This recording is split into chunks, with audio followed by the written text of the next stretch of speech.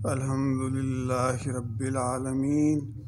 والصلاة والسلام علی سیدنا و شفیعنا و مولانا محمد وعلی آلہ و اصحابہ اجمعین۔ ایک حدیث یہاں درج ہے، میں اس کا ترجمہ پیش کرتا ہوں۔ حضرت عبادہ بن صامت رضی اللہ عنہ سے روایت ہے کہ رسول اللہ صلی اللہ علیہ وسلم کے گرد صحابہ کی ایک جماعت بیٹھی ہوئی تھی،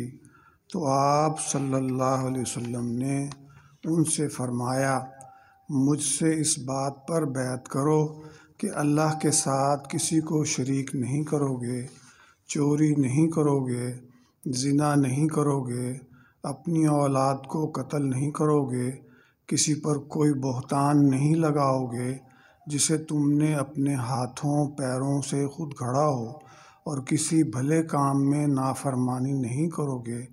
تم میں سے جس نے اس معاہدے کو پورا کیا اس کا ثواب اللہ کے ذمے ہے، اور جو ان میں سے کسی غلطی کا مرتکب ہوا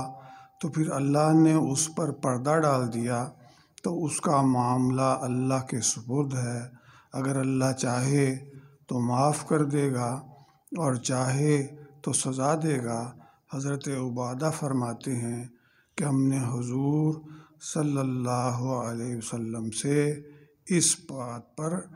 بیعت کی۔ اس حدیث شریف کے راوی سیدنا حضرت عبادہ بن صامت رضی اللہ عنہ ان جلیل القدر صحابہ کرام میں سے ہیں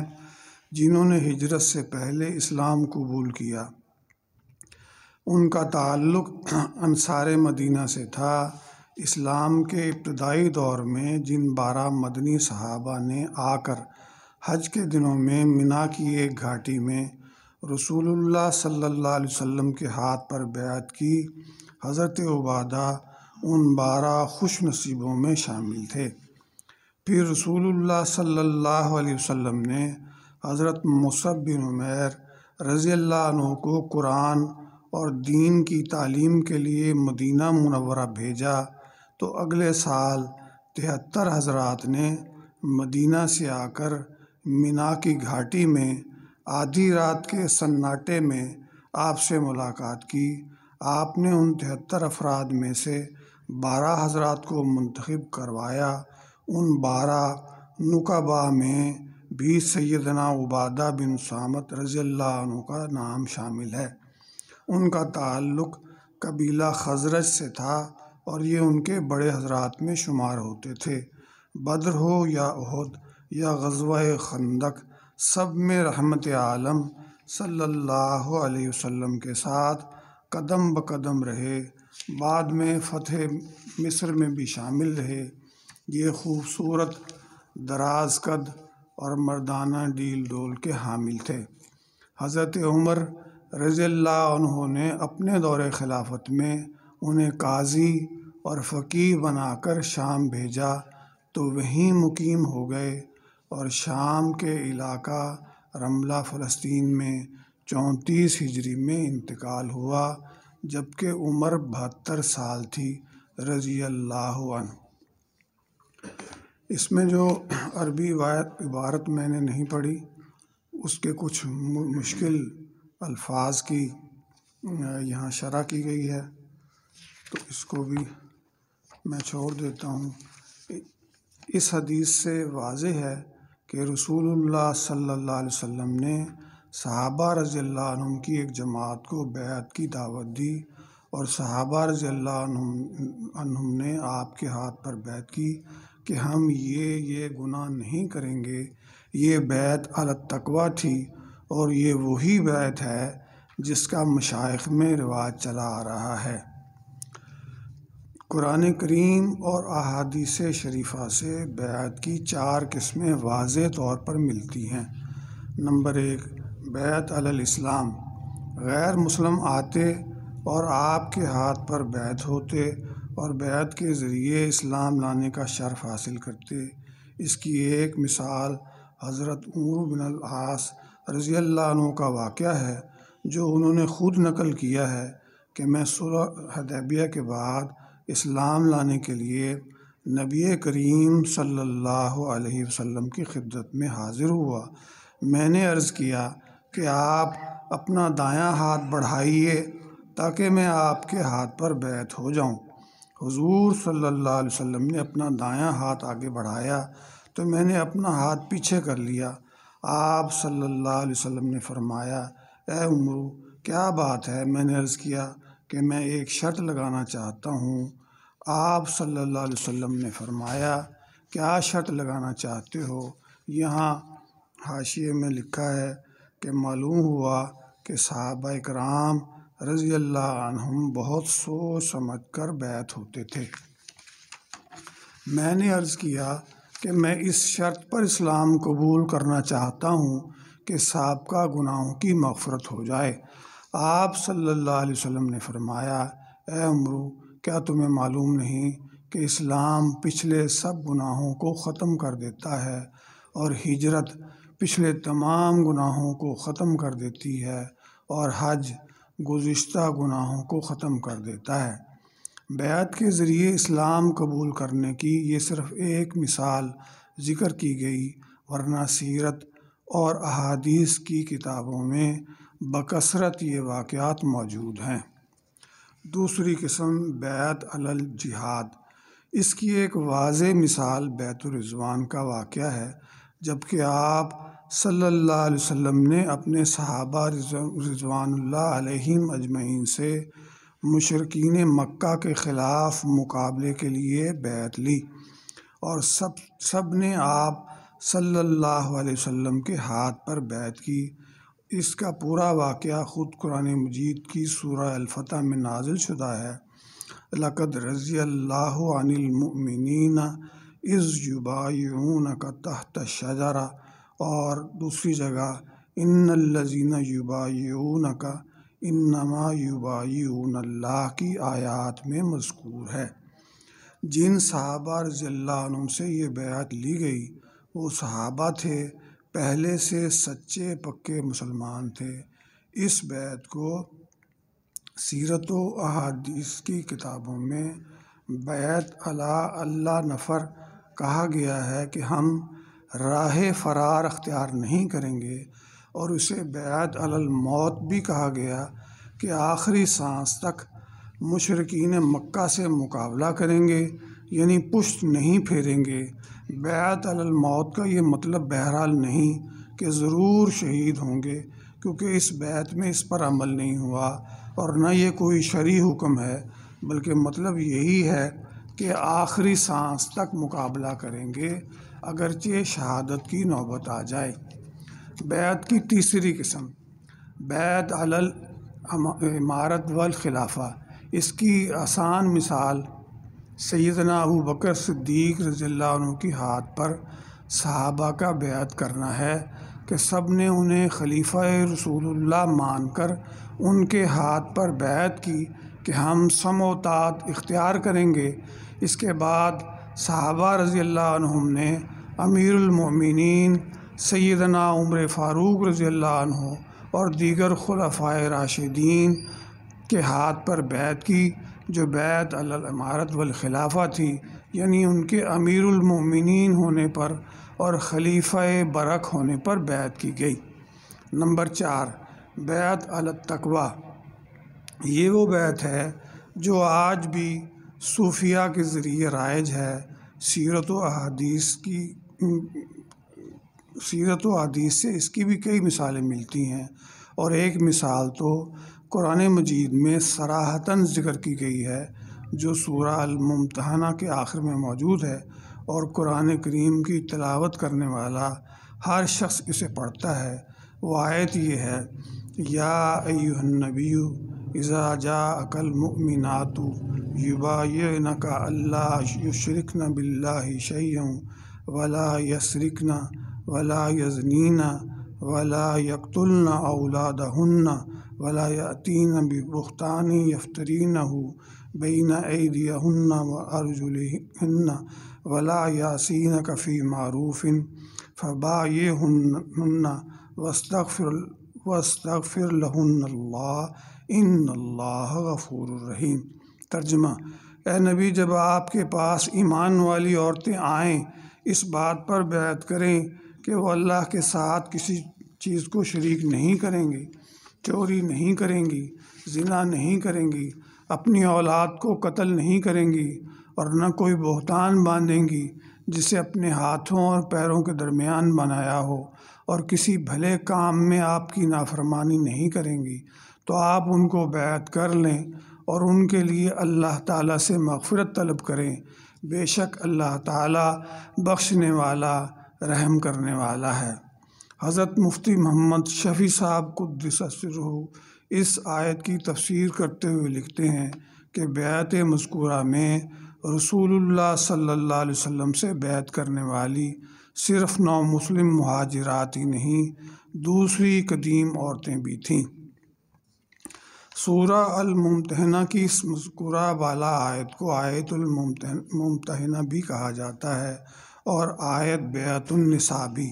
اس آیت کریمہ میں خواتین سے بیعت لیتے وقت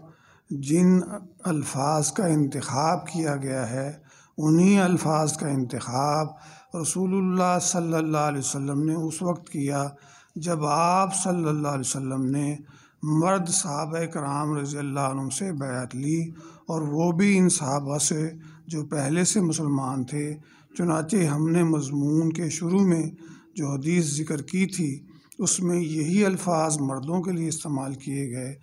دوبارہ اس کا ترجمہ ملاحظہ ہو، حضرت عبادہ بن صامت رضی اللہ عنہ فرماتے ہیں کہ رسول اللہ صلی اللہ علیہ وسلم کے گرد صحابہ کی ایک جماعت بیٹھی ہوئی تھی، تو آپ صلی اللہ علیہ وسلم نے ان سے فرمایا،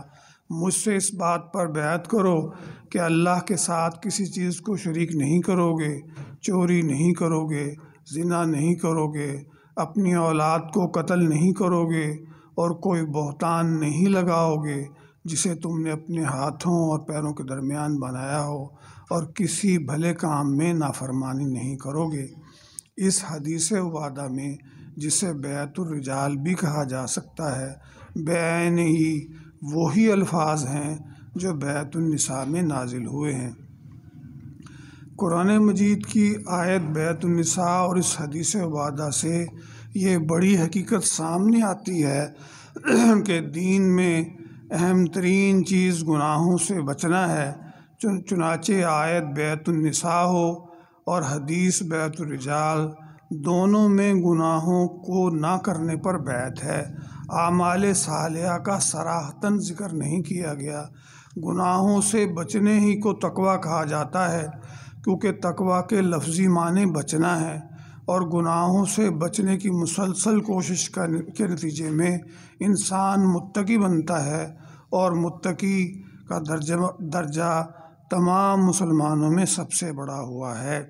قرآن کریم کا صاف ارشاد ہے، اِنَّ أَكْرَمَكُمْ عِندَ اللہِ أَتْقَاكُمْ، بے شک تم میں سب سے زیادہ شریف اللہ کے نزدیک وہ شخص ہے جو زیادہ متقی ہے۔ پانی ذرا دیں پانی۔ اور ایک حدیث میں رسول اللہ صلی اللہ علیہ وسلم کا ارشاد ہے، انی لَخْشَاكُمْ لِلَّهِ وَأَتْقَاكُمْ، بے شک میں تم میں سب سے زیادہ اللہ سے ڈرنے والا اور متقی ہوں۔ قرآن مجید میں ولی اللہ کی تعریف ہی یہ کی گئی ہے، الا ان اولیاء اللہ لا خوف علیہم ولا هم یحزنون الذین آمنوا وکانوا یتقون لہم البشریٰ فی الحیاۃ الدنیا وفی الآخرہ۔ یاد رکھو، اولیاء اللہ پر نہ خوف ہے اور نہ وہ غمگین ہوں گے، یہ وہ لوگ ہیں جو ایمان لائے اور بچتے رہتے تھے، ان کے لیے خوشخبری ہے دنیا کی زندگی میں بھی اور آخرت کی زندگی میں بھی۔ اسی لیے محقق صوفیہ کرام رحمہ اللہ کے نزدیک تصوف میں اصل زور گناہوں سے بچنے پر دیا جاتا ہے، اور بالخصوص باطنی گناہوں یعنی اخلاق ذمیمہ کو دور کرنے پر، کیونکہ ظاہری گناہ تو سب کو نظر آ جاتے ہیں اور عام دیندار ان سے بچتے ہی ہیں، لیکن باطنی گناہ اور اخلاق ذمیمہ دوسروں کو تو کیا نظر آتے، خود آدمی کو بھی اپنے باطنی عیوب کا ادراک مشکل سے ہوتا ہے، لہذا ان کو اپنے اندر سے دور کرنا زیادہ اہم سمجھا جاتا ہے۔ تقویٰ کی اسی اہمیت کے پیش نظر کئی اکابر صوفیاء کرام اپنے مریدوں سے بیعت لیتے وقت آیت بیعت النساء کی بھی تلاوت کرتے ہیں، اور بعض صوفیاء کرام آیت بیعت النساء اور حدیث عبادہ رضی اللہ عنہ میں ذکر کردہ الفاظ بھی بیعت کے معاہدوں میں شامل کر دیتے ہیں، تاکہ آیت کریمہ اور حدیث شریف کی برکات بھی شامل ہوں اور تصوف کی اصل حقیقت بھی سامنے آ جائے۔ احادیث شریفہ سے یہ بات بھی معلوم ہوتی ہے کہ بیعت کے لیے کوئی لگے بندے الفاظ متعین نہیں تھے، بلکہ مختلف مواقع پر مختلف افراد کی مسائل یا ان کے حالات کو سامنے رکھ کر معاہدہ بیعت کے الفاظ میں فرق بھی کیا گیا ہے یا کمی زیادتی کی گئی ہے۔ مثلاً ایک مرتبہ رسول اللہ صلی اللہ علیہ وسلم نے خواتین سے بیعت لی تو آیت بیعت النساء کے الفاظ پر ان الفاظ کا اضافہ فرمایا وَلَا يُنَحْنَ، کہ وہ کسی کے مرنے پر نوحہ نہیں کریں گی۔ حضرت جریر بن عبداللہ سے آپ نے بیعت لی تو نماز قائم کرنے، زکوٰۃ ادا کرنے کے عہد کے ساتھ یہ عہد بھی لیا کہ وہ ہر مسلمان کے ساتھ خیر خواہی کریں گے۔ اسی طرح حضرت عوف بن مالک رضی اللہ عنہ اور ان کے ساتھ 8 ساتھیوں کو رسول اللہ صلی اللہ علیہ وسلم نے فرمایا، کیا تم رسول اللہ کے ہاتھ پر بیعت نہیں کرو گے؟ ہم نے اپنے ہاتھ بیعت کے لیے بڑھائے اور عرض کیا، یا رسول اللہ کس چیز پر بیعت کریں؟ آپ نے فرمایا، اس بات پر کہ تم اللہ کی عبادت کرو گے، اس کے ساتھ کسی کو شریک نہیں کرو گے، 5 نمازیں ادا کرو گے، احکام کو سنو گے اور ان کی اطاعت کرو گے۔ اب تک قرآن کریم کی آیت اور احادیث شریفہ سے جو تفصیل ذکر کی گئی، اس سے یہ بات واضح ہو گئی کہ بیعت کا بنیادی مقصد گناہوں سے بچنا اور فرائض و واجبات اور حقوق کا ادا کرنا ہے۔ بالخصوص باطنی گناہوں سے بچنا اصل مقصود ہے اور وہی تصوف و سلوک کا اصل موضوع ہے۔ اس کی مزید وضاحت یہ ہے کہ ظاہری گناہ مثلاً قتل، سود، شراب نوشی، زنا، رشوت، حرام خوری اور فساد فی الارض جیسے گناہوں سے تو عام مسلمان بھی نفرت کرتا ہے، اور اگر وہ ان گناہوں میں مبتلا ہو تو وہ خود بھی اپنے آپ کو گنہگار سمجھتا ہے، اور لوگ بھی اسے قاتل، بدکار، حرام خور، رشوت خور، غنڈہ، فسادی کے الفاظ سے یاد کرتے ہیں، اور انسانی معاشرے میں بہرحال اسے برا ہی سمجھا جاتا ہے۔ اس طرح جو شخص فرائض و واجبات کی ادائیگی کا اہتمام کرتا ہے اسے نمازی، صوم و صلات کا پابند، دیندار سمجھا جاتا ہے، اور لوگ اسے اچھا مسلمان قرار دیتے ہیں اور دینی معاشرے میں اس کی قدر کی جاتی ہے۔ حقوق العباد کے معاملے میں اگرچہ کوتاہی اب بہت عام ہو گئی ہے، اور جو لوگ ظاہراً اعمال صالحہ کا اہتمام کرتے ہیں ان کی توجہ بھی اب حقوق العباد کی ادائیگی کی طرف کم بلکہ بہت کم ہو گئی ہے، لیکن ان سب کے باوجود چونکہ حقوق العباد کا تعلق بندوں سے ہوتا ہے، اس لیے جن انسانوں کے حقوق ضائع کیے جاتے ہیں مثلاً والدین، بیوی، اولاد،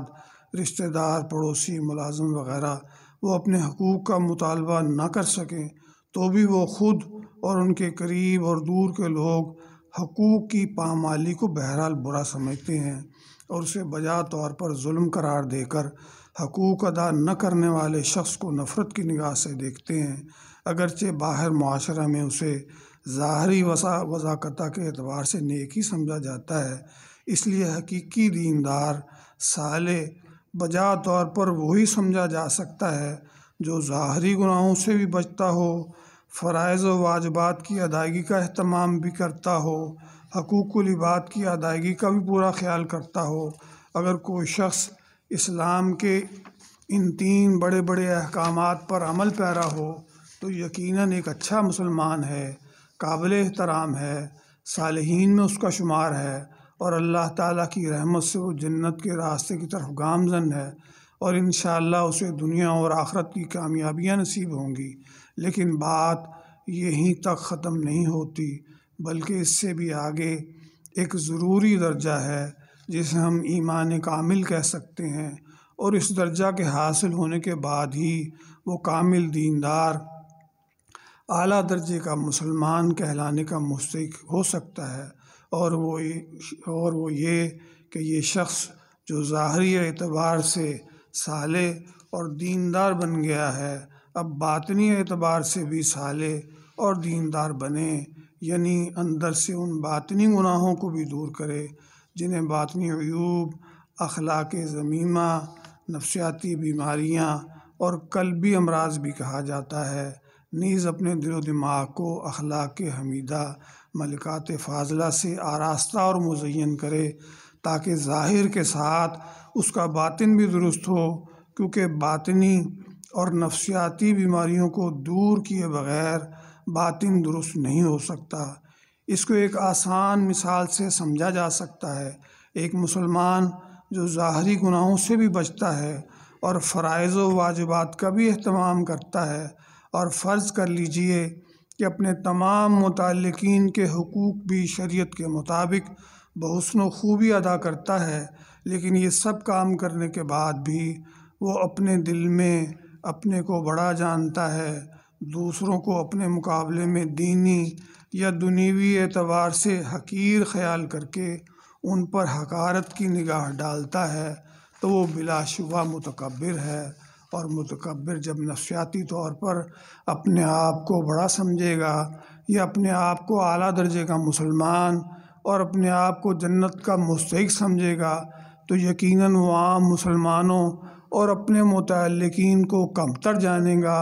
انہیں جہنم کا مستحق قرار دے گا، اسے ان پر اور ان کی دینی حالت پر شدید غصہ آئے گا، پھر یہ ان کے ساتھ بدتمیزی، بد تہذیبی بلکہ ظلم کا رویہ اختیار کرے گا، جس سے معاشرے کے اندر فساد، ظلم اور نفرتوں کا دروازہ کھل جائے گا، بلکہ لوگوں میں ایسے دیندار سے تنفر پیدا ہوگا جو معاشرے کے لیے مہلک ہوگا۔ اس لیے تمام اکابر علماء صوفیاء کا اتفاق ہے کہ صرف ایک تکبر کی باطنی نفسانی بیماری ہی 20 بلکہ سینکڑوں گناہوں کا ذریعہ بنتی ہے۔ غصہ، حسد، بغض، بدزبانی، بدگمانی، ظلم، غیبت، بہتان اور ان جیسے کبیرہ گناہوں کی بنیاد اسی تکبر کو قرار دیا گیا ہے۔ اسی لیے بیت تصوف کا بنیادی موضوع باطنی گناہوں کو دور کرنا ہے۔ جب یہ باطنی گناہ جنہیں اخلاق ذمیمہ، نفسیاتی بیماریاں، باطنی عیوب بھی کہا جاتا ہے، انسان کے اندر سے یعنی اس کے دل و دماغ سے نکلیں گے، اور انسان کے اندر اس کے دل و دماغ میں اخلاق حمیدہ، ملکات فاضلہ پیدا ہوں گے، تو انشاءاللہ وہ اعلیٰ درجے کا مسلمان اور مومن کامل ہوگا، اس کا ظاہر و باطن منور ہوگا، اس کے تعلق مع اللہ اور سکینت میں روز بروز بلکہ لمحہ بلمحہ اضافہ ہوگا، اور وہ صدیقین کے مقام کی طرف بڑھتا جائے گا۔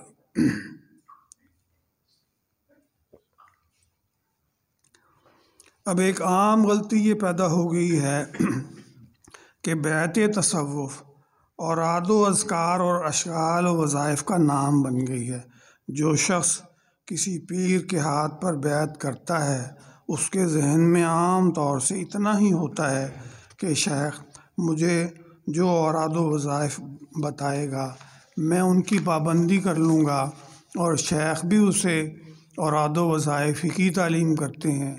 بلکہ اب تو اس سے بھی نچلے درجے کی خطرناک صورتحال یہ پیدا ہو گئی ہے کہ کسی معروف بزرگ کے ہاتھ پر بیعت ہو جانا ہی نجات کے لیے کافی سمجھا جاتا ہے، اور یہ سمجھنے لگتے ہیں کہ جو اس بزرگ کے ہاتھ پر بیعت ہو گیا بس اس کے لیے نجات کی صورت پیدا ہو گئی۔ یہ درست ہے کہ کسی بزرگ سے محبت یا تعلق ہو جانا بھی بڑی نعمت ہے جس پر شکر ادا کرنا چاہیے، لیکن یہ تعلق کافی نہیں۔ خود بھی مسلمان کو ایمان اور اعمال صالحہ کا اہتمام کرنا پڑتا ہے، کیونکہ آخرت میں ایک شخص کا ایمان اور فرائض و واجبات دوسروں کے کام نہ آئیں گے۔ اسی طرح یہ بھی اگرچہ درست ہے کہ ذکر اللہ پر مبنی اور عاد و وظائف بڑی سعادت ہیں، کیونکہ ذکر اللہ کی برکت سے گناہ کم ہوتے ہیں، اللہ تعالیٰ کی محبت پیدا ہوتی ہے، اعمال صالحہ کی طرف رغبت پیدا ہوتی ہے، آخرت کی نجات کا راستہ کھلتا ہے۔ لیکن صرف ذکر اللہ کے لیے شیخ کی یا تصوف کی یا بیعت کی کیا ضرورت ہے؟ قرآن و حدیث کے اذکار تو شیخ کے بغیر بھی بڑی نعمت ہیں، اور یہ مذکورہ فوائد تو ذکر اللہ سے بہرحال حاصل ہو سکتے ہیں، اگرچہ نہ اس کا شیخ ہو نہ اس نے بیعت کی ہو، کیونکہ ذکر اللہ اور رجوع اللہ تو ہر حال میں مفید ہی مفید ہے، محض اس کے لیے شیخ سے بیعت کی کوئی خاص ضرورت نہیں۔ شیخ کی ضرورت تو باطنی عیوب کی اصلاح کے لیے ہوتی ہے، کیونکہ اپنے اندر کے باطنی عیوب اور اپنے اندر کی نفسیاتی بیماریاں تو بسا اوقات آدمی کو خود معلوم بھی نہیں ہوتی، اور اگر آدمی کو معلوم بھی ہو جائیں تو آدمی خود اپنا نفسیاتی اور روحانی علاج نہیں کر سکتا، کیونکہ یہ شخص اپنا نفسیاتی اور باطنی علاج اپنے دل و دماغ اور اپنی تدابیر سے کرے گا، جبکہ خود اس کا دل و دماغ باطنی جراثیم سے بھرے ہوئے ہوں، اس لیے اپنی تدابیر کا مؤثر ہونا مشکل ہے۔ پھر ان جراثیم کو جو اندر جڑ پکڑ گئے ہوں اندر سے اکھاڑنا آسان نہیں، اس کے لیے اکثر طویل وقت اپنے محاسبہ کی طرف مسلسل توجہ اور شیخ کی مسلسل رہنمائی درکار ہوتی ہے، اس کے بغیر اندر کی یہ بیماریاں دور نہیں ہوتی، الا یہ کہ کسی پر اللہ تعالیٰ کا خاص فضل ہو جائے کہ عشق خداوندی کا شعلہ ان سب خرابیوں کو جلا کر راکھ بلکہ کھاد کر دے۔ جب تک اردو میں فارسی میں کسی نے خوب کہا، عشقاں شعلہ کے چوں برفروخت، ہرچہ جز معشوق باقی جملہ سوخت، اور اردو میں کسی نے اس شعر کا ترجمہ کرنے کی کوشش کی ہے، عشق کی آتش ہے ایسی بد بلا، دے سوا معشوق کے سب کو جلا۔ جب تک تصوف کی یہ ساری حقیقت معلوم نہ ہو اس وقت تک نہ تصوف کا مطلب سمجھ میں آ سکتا ہے نہ شیخ اور بیعت کا مطلب، اور خالی الفاظ سے دنیا میں کام نہیں چلتا، اس لیے بیعت تصوف کو اچھی طرح سمجھنا ضروری ہے کہ یہ اصل میں بیعت علی التقویٰ ہے، اور قرآن مجید کی آیت وَذَرُوا ظَاہِرَ الْإِثْمِ وَبَاطِنَهُ،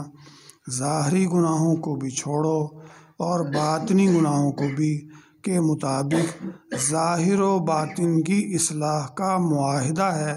جس میں باطن کی اصلاح بنیادی موضوع ہے جس کے لیے شیخ اور مصلح کی ضرورت ہوتی ہے۔